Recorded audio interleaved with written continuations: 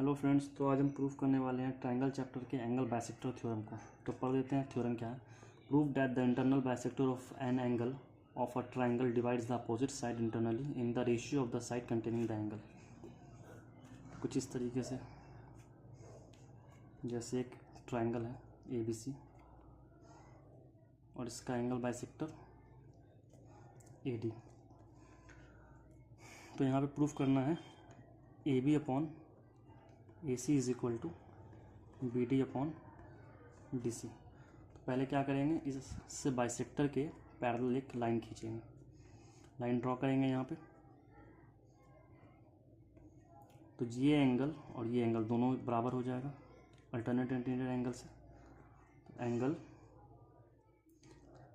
PBA is equal to angle BAD, ठीक है। और ये एंगल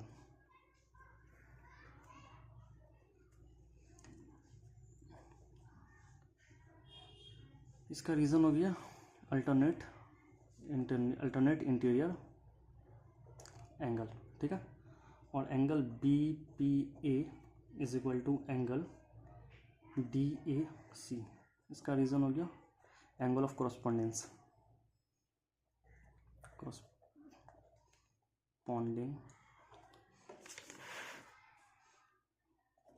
एंगल, ठीक है। तो क्योंकि AD बाइसेक्टर है तो इसके वजह से ये एंगल और ये एंगल दोनों बराबर होगा। और यहाँ पे इस ट्रायंगल में ये एंगल और ये एंगल भी दोनों बराबर होगा, क्योंकि यहाँ पे ऑलरेडी प्रूफ कर चुके हैं। तो वापस से आते हैं इस वाले एंगल में, इस वाले ट्रायंगल में। तो यहाँ पे हो जाएगा angle PBA is equal to angle BPA, ठीक है। क्योंकि ये एंगल दोनों बराबर है AD बाइसेक्टर की वजह से। तो ये एंगल BAD और एंगल DAC ये दोनों बराबर, तो इसकी वजह से ये यहाँ दोनों बराबर। तो PBA और BPA दोनों एंगल बराबर। तो BPA के सामने का यहाँ पे अब क्या करते हैं, PBA इसके सामने का साइड क्या हुआ, ये रहा।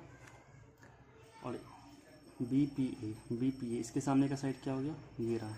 तो दोनों side opposite, angle opposite side are equal भी होता है। तो एक ट्रायंगल में angle opposite side are equal और side opposite angle are equal दोनों।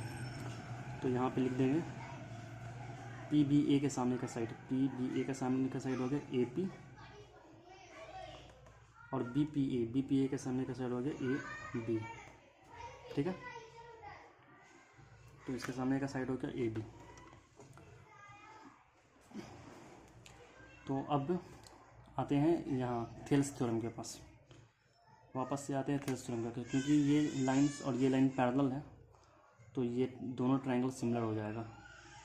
ये ट्रायंगल और बड़े वाला ट्रायंगल दोनों सिमिलर हो जाएगा। तो आते हैं इन ट्रायंगल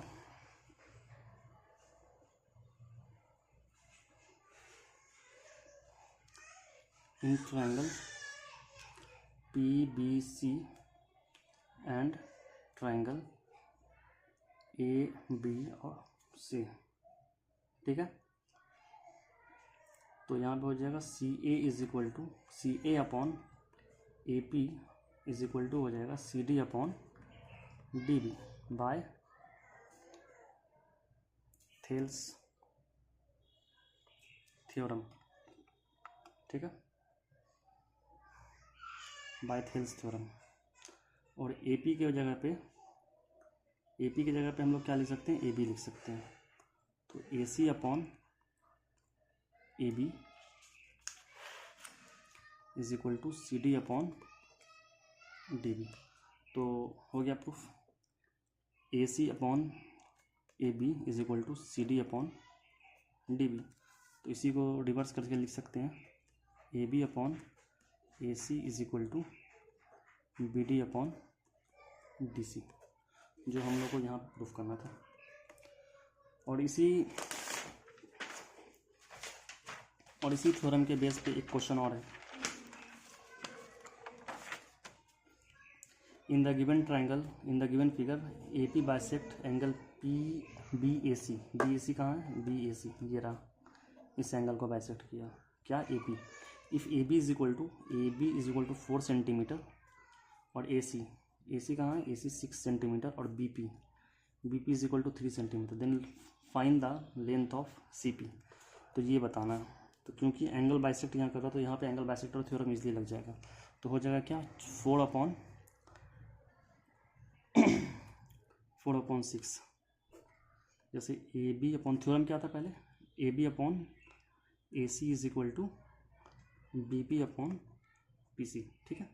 तो ए बी का वैल्यू कितना हो जाएगा 4, ए सी का वैल्यू क्या हो जाएगा 6, बी पी का वैल्यू क्या हो जाएगा 3, और ये हमारा हो गया पी सी एक्स हो गया। तो अब यहाँ से बस सॉल्व कर लेते हैं। 9/2 आ गया, मतलब क्या 4.5 सेंटीमीटर, 4.5 सेंटीमीटर हमारा आंसर हो गया। ये SSC CGL का पूछा हुआ सवाल है।